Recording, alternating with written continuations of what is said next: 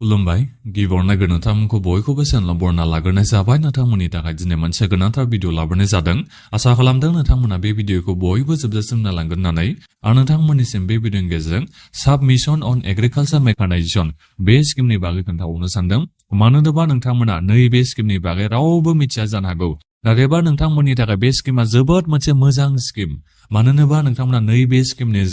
जेनेबा हमनानै लाबाय दायो ट्रेक्टर गंसेनि दामा दायो 10 लाख होननानै दा बे 10 लाखनि ट्रेक्टरखौ नोंथांमोना मात्र 3 लाख 4 लाखावनो नोंथांमोना मोननो हागोन मानो होनोबा नोंथांमोना बे स्किमनि जोहै 50% जागायजेननानै 80% नोंथांमोना साबसिडिखौ मोननो हागोन गोगोम नोंथांमोना साबसिडिखौ मोननो हाखायो आरो नोंथांमोना बेबादिल' साननो नाङा ट्रेक्टरनि थाखायल' नोंथांमोना साबसिडिखौ मोननो हागोन बेबादि नङा दे जेनेबा खेथि मावनायाव नोंनो मा टेक्नोलॉजीनि गोनांथि जायो बे गासिबो टेक्नोलॉजीनियावनो नोङो माने बायनो थाङोबा साबसिडिखौ मोननो हागोन नैबे स्किमनि जोहै जेनेबा हमनानै लाबाय माइ हाग्रा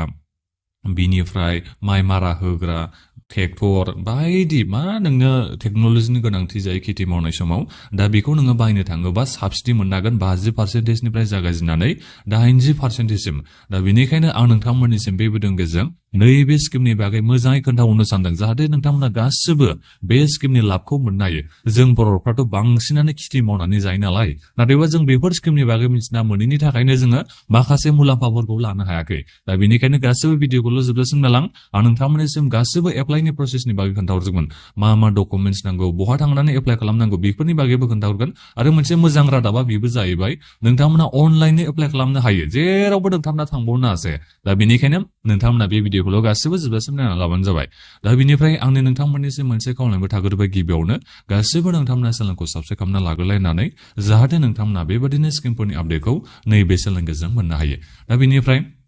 नोंथांमोना स्किमनि नामखौथ' मिथिखाबाय साबमिशन अन एग्रिकालचार मेकानाइजेशन बे स्किमा जोंहा भारत सरकारनिसो जोंहा बे स्किम दे सेन्ट्रेल गभर्नमेन्टनिसो जोंहा बे स्किम आसाम सरकारनि बेयो जोंहा स्किम नङा दा बेनिफ्राय नोंथांमोना मुलाम्फाफोरखौथ' नोंथांमोना मिथिना मोनखाबाय जायफोर नोंथांमोनानो आबादारि फिसायानो जा गिदिरानो जा फिसा आबादारियानो जा गिदिर आबादारियानो जा नोंथांमोना नैबे स्किमनि थाखाय एप्लाइ खालामनो हायो बेखौ नोंथांमोना गिबियावनो मिथिना लाग्रोबानो जाबाय दा बेनिफ्राय मोनसे मोजां रादाबा बेबो जाहैबाय जायफोर नोंथांमोना हिन्जावसाफोरा जायफोर आबादारिफोर नोंथांमोना गिबि प्रेफारेन्सखौ मोनबावगोनसो जाहैबाय दा बेनिखायनो हिन्जावसा जायफोर नोंथांमोना आबादारि नोंथांमोनाथ' जोबोद मोनसे मुलाम्फा गोनां नैबे स्किमखौ नोंथांमोना जेनेबा एप्लाइ खालामनानै लायोबा गोबां नोंथांमोना मुलाम्फाखौ मोननो हागोन नोङो माबा मोनसे टेक्नोलॉजी माबा मोनसे बुस्थु बायनो थाङोबा खेथि मावनायनि बे रिलेटेड नोंथांमोना माने गोबां माने साबसिडिखौ मोननो हाखागोनखा दा बिनिफ्राय मोनसे बाथ्रा दे जायफोर नोंथांमोना SC ST केटेगरियाव गोलैयो जोंथ' माने ST केटेगरियाव गोलैयो नालाय दा बेनिखायनो जोङो 80% सिम जोङो साबसिडिखौ मोननो हायो नैबे स्किमनि जोहै दा बेखौ नोंथांमोना मिथिना लाबानो जाबाय जायफोर बिथांमोना जेनेरेल OBC बायदि बायदि बेलेग केटेगरियाव गोलैयो बिथांमोना 50% सिम बेबादिनो बिथांमोना साबसिडिखौ मोननो हायो नाथायबा जोङो SC ST केटेगरियाव गोलैनायफ्रा आरो हिन्जावसाफ्रा माने 80% सिम जोङो साबसिडिखौ मोननो हायो दा बेखौ नोंथांमोना मिथिना लाबानो जाबाय एग्रिकालचार मेकानाइजेशन माने नोंथांमोननि जिखिनि माने टेक्नोलॉजीनि गोनांथि जायो जिखिनि बुस्थु नोंनो नांगौ जायो खेथि मावनायाव टेक्नोलॉजीनि दा बेनि मुलाम्फाखौ नोंथांमोना नैबे स्किमनि जोहै मोननो हागोन नोंथांमोना नायबानो जाबाय नै साबसिडिखौ बेसेबां मोननो हागोन जोंहा बे लिरना होनाय दंखायो 50% निफ्राय 80% सिम नोंथांमोना साबसिडिखौ मोननो हायो दा बेनिफ्राय इलिजिबिलिटि क्राइटेरिया माबायदि जानांगोन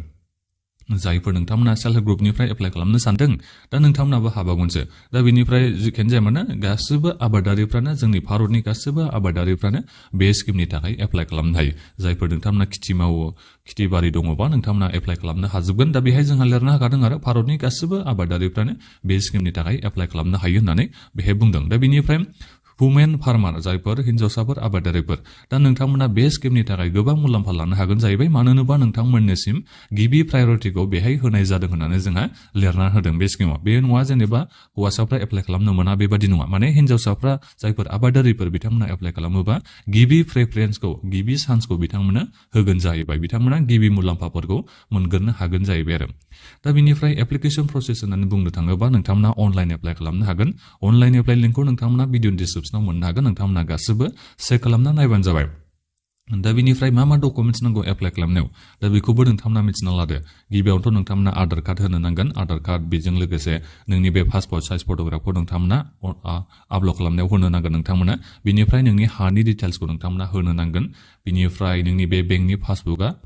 बे पासबुकखौ नोंथाङा होनो नांगोन बिनिफ्राय नोंनि बे आइडि प्रुफ हिसाबै आधार कार्ड ड्राइभिं लाइसेन्स भटार आइडि पान कार्ड जायखिजाया नोङो बबे मोनसे डकुमेन्ट्सखौ होयो आइडिनि प्रुफ हिसाबै नोंथांमोना बेखौ होबानो जाबाय दा बिनिफ्राय जोङो एसटि केटेगरियाव गोलैयो नालाय दा बेनिखायनो जोङो ट्राइबेल सार्टिफिकेटखौ होनो नांगोन एबा कास्ट सार्टिफिकेटखौ नोंथांमोना होबानो जाबाय नोंथांमोना अनलाइननि मोजाङैनो फिलआप खालामना होबानो जाबाय बिनि उनाव नोङो सेलेक्ट जानायनि उनाव बेबादिथ' नङा नालाय गासिबो एप्लाइ खालामगिरि नोंथांमोनानो गासिबो नैबे स्किमनि जै मुलाम्फाखौ मोननो हागोन बेथ' नङा नालाय बिथांमोना सेलेक्सन खालामगोन सेलेक्सननि उनावसो नोंथांमोना बे स्किमनि मुलाम्फाखौ मोननो हागोन नोंथांमोना बेखौ मिथिना लाबानो जाबाय नोंथांमोना सानदों खोमा जेनेबा जायफोर ट्रेक्टर लानो सानदों जायफोर नोंथांमोना माइ हाग्रा लानो सानदों जायफोर नोंथांमोना मारा होग्रा लानो सानदों बिनि अनगायैबो बायदि नोंथांमोना खेथि मावनायनि माखासे नोंथांमोना टेक्न'लजि बाहायनो सानदोंबा एबा नोंथांमोना दायो बाहायनो थांगासिनो दङबा खेबसे नोंथांमोना बे स्किमनि बागै एसे मोजाङै बिजिरना नायबानो जाबाय नोंथांमोना एप्लाइ खालामनो नाजाबानो जाबाय नोंथांमोना जुदि बे स्किमनि मुलाम्फानि थाखाय सेलेक्सन जायोबा नोंथाङा जुदि ट्रेक्टर बायनो थाङोबा 10 लाख हमनानै ला दा बे स्किमनि नोङो एप्लाइ खालामनो मोनबाय नोंथाङा बेनिफ्राय सेलेक्ट जाबाय अब्ला नोंथाङा 50%निफ्राय लानानै 80%सिम नोंथांमोना साबसिडि मोननो हागोन अब्ला नोंथाङा ट्रेक्टरखौ जोबोद खमावनो मोननो हासिगोन आरो नोङो बेखौ 10 लाखनिबा 4 लाख 5 लाखआवनो नोंथांमोना मोननो हागोन 10 लाखसिमावबो नोंथांमोना मोनहैनो हागोन दा बेनिखायनो नोंथांमोननिसिम बे स्किमनि बागै खोन्थाहरनाय जाबाय मानो होनोबा जों गोबां मानसिफ्रानो बे स्किमनि लाभखौ मोननो हाया दाख्लैबावै जोंहा जोंनि बिटिसिआवबो माखासे मानसिफ्रा मोनदों आं बेखौ मिथिना मोननाय जादों जोंहा एग्रिकालचार डिपार्टमेन्टआ रानना होनायखौ आं मिथिना मोननाय जादों नैबे साबमिशन अन एग्रिकालचार मेकानाइजेसन बे स्किमनि जै माखासे टेक्न'लजि जायफोरखौ जोङो खेथि बाथि मावनायाव जों बाहायो दा बे मेकानाइजेसन माखासे माबाखौ टेकखौ रानना होनायखौ आं नुनो मोननाय जादों दा बेनिखायनो जायफोर नोंथांमोना गोसो गुदुं नोंथांमोना गिबियावनोथ' नैबे भिडिअ डिसक्रिपसनाव मोनसे होनाय लिंकआव नोंथांमोना थांबानो जाबाय बिनिफ्राय नोंथांमोना नैबे स्किमनि बागै आरोबाव मोजाङै चेक खालामना नायफैबानो जाबाय गिबियावनोथ' नोंथांमोना नैबे चेक एलिजिबिलिटि बेहाय नोंथांमोना थुनानै गावबागावनि एलिजिबिलिटि माबाखौ नोंथांमोना नायनो हागोन जेरै आं एलिजिबल नंगौना नङा आं एप्लाइ खालामनो थाखाय मोनथावना नंगौना नङा बेखौ मिथिनो थाखाय नोंथांमोना चेक एलिजिबिलिटियाव थुबाय बिनिफ्राय नोंथाङा are you a native of India जोंथ' भारतनि थागिबियानोखा नालाय येस होबाय बिनिफ्राय बेहाय फाइनान्सियेलि उइक नंगौना नङा बेखौ सोंदों येस होबाय बिनिफ्राय बेहाय बुंदों नोङो सिगाङाव सेन्ट्रेल सरकारनिफ्राय मायाबा स्किमनि बेबायदि साबसिडि स्किमफोरनि नोंथाङा लाभफोर लाखांबाय नामा होनना बेहाय बुंदों आंथ' जेबो लाफेराखै एग्जाम्पल महरै आं बेहाय येस होबाय बिनिफ्राय आङो दायो साबमिटआव थुबाय दा अब्ला आं बेहाय आं मिथिना मोनसिगोन आरो आं बे स्किमनि थाखाय मुलाम्फा मोननो हाथावा दा बेहाय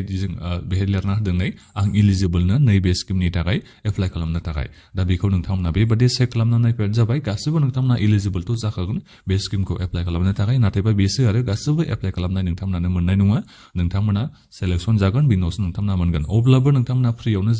जेराव माने एप्लिकेसन फिस गैयालासिनो नोंथांमोना एप्लाइ खालामनो मोनो जेबो थाइसेबो होनालासिनो नोंथांमोना एप्लाइ खालामनो हायो दा बेखौ नोंथांमोना एप्लाइ खालामनानैल' दोनबानो जाबाय उनाव जुदि सेलेक्सन जायोबा अब्ला नोंथांमोना साबसिडिखौ मोननो हागोन दा बेखौ नोंथांमोना निस्सय दायो बुजिना मोनबाय जानांगौ